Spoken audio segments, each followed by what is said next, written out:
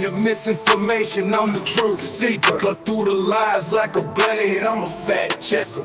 Black communications, the social need to follow. Unmasking fake news, exposing them all tomorrow. I'm on a mission, fighting for the information.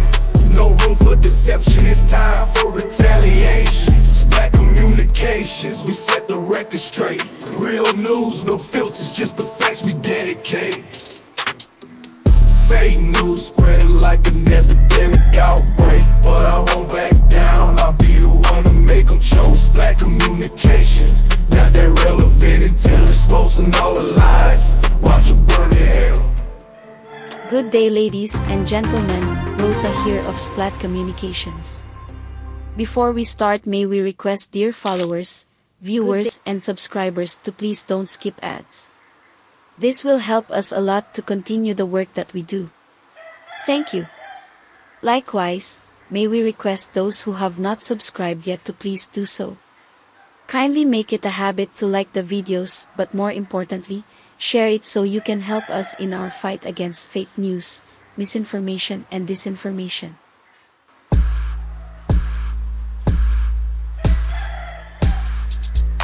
Good day, ladies and gentlemen, Wina po ng Splat Communications.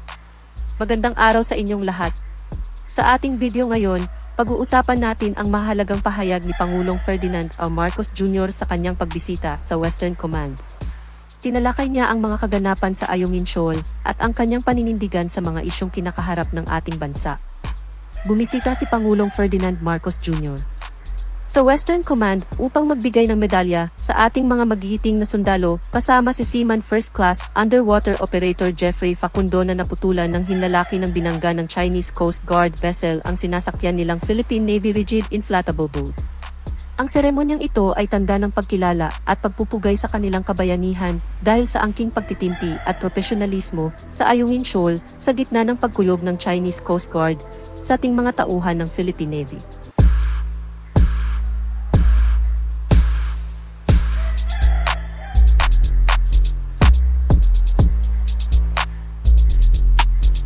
Pinuri ng Pangulo ang katapangan ng ating mga sundalo. Anya, ang kanilang dedikasyon at sakripisyo ay inspirasyon para sa buong bansa. Isang napakahalagang hakbang ang pagkilala sa kanilang mga nagawa upang palakasin ang moral ng ating puwersa. Despite these challenges, you have stood up and upheld the fundamental principles that binds all of us Filipinos, a mutual respect for life, for dignity, and for community. Muli rin niyang iginiit ang karapatan ng Pilipinas sa Ayungin Shoal at sa buong West Philippine Sea. Hindi tayo papayag na mawalan ng karapatan sa ating mga teritoryo. Ang kanyang matibay na paninindigan ay nagpapakita ng kahalagahan ng ating soberanya.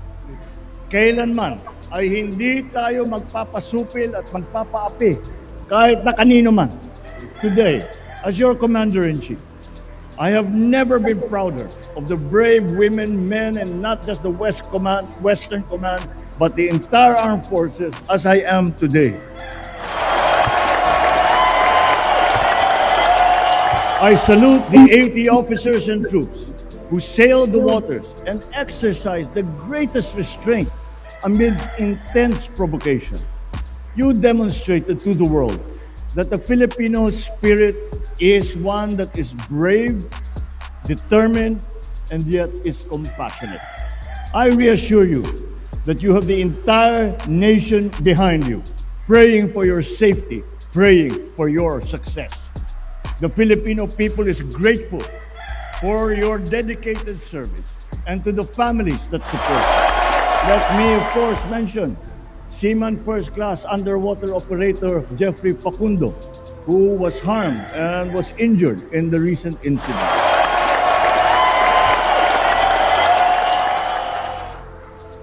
Ngunit hindi rin nakaligtaan ng Pangulo ang kahalagahan ng kapayapaan. Nanawagan siya na lutasin ang mga alitan sa pamamagitan ng mapayapang paraan at pagsunod sa mga international na batas. Ang kanyang pahayag ay nagpapakita ng balansing diskarte, matibay sa ating karapatan, ngunit bukas sa mapayapang usapan. So as we award these medals, we remember that on June the 17th, we made a conscious and deliberate choice to remain in the path of peace. the government will continue to provide all your needs and look after your welfare and your family's welfare. Kayo ang halimbawa ng isang bagong Pilipinas. Kayo ay isa sa aming inspirasyon para lalo pang pagbutihin ang aming sinumpang tungkulin.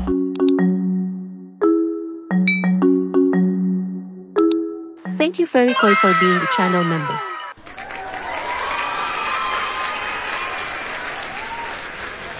In a world unfolding, where stories come alive amidst the chaos. Please support Splat Communication channel memberships.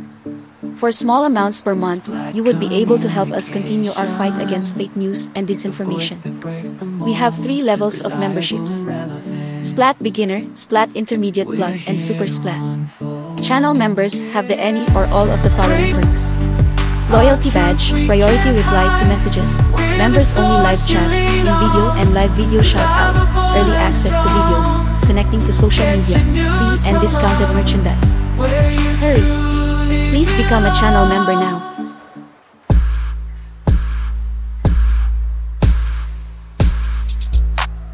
Binigyan din ng pahalaga ni Pangulong Ferdinand Marcos Jr. ang ating mga sundalo ng Western Command kasama ang kanilang mga pamilya sa pagbibigay niya ng sapat na panahon upang kanilang makausap sila ng personal, partikular na ang 80 sundalong naglayag kamakailan sa West Philippine Sea.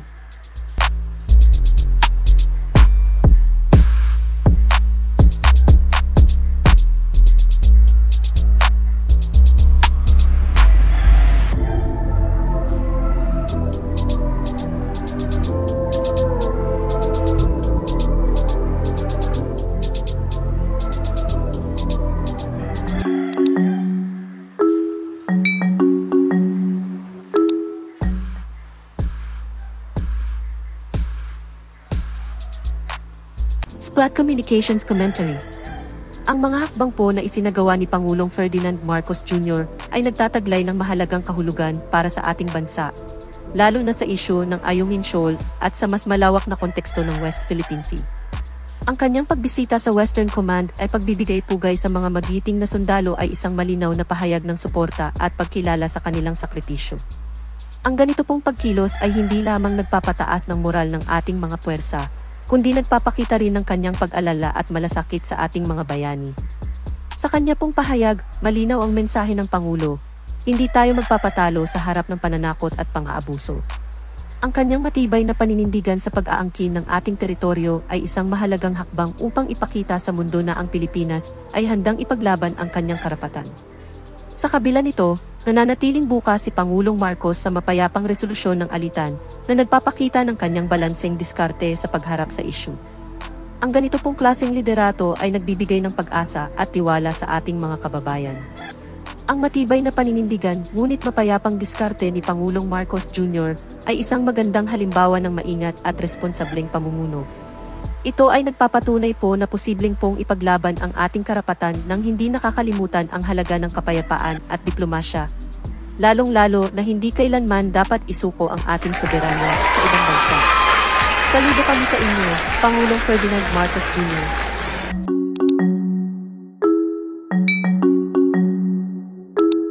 Shoutouts to Edmond Murphy, Agosto Salas, Dan Villarreal, Jonash Eliseo. What can you say? Kindly share your thoughts in the comment portion. We hope you like this video and that you've learned something new today. In behalf of the entire Splat Communications team, thank you. Till next time. Stay safe, let's pray for our president, our country, and for world peace.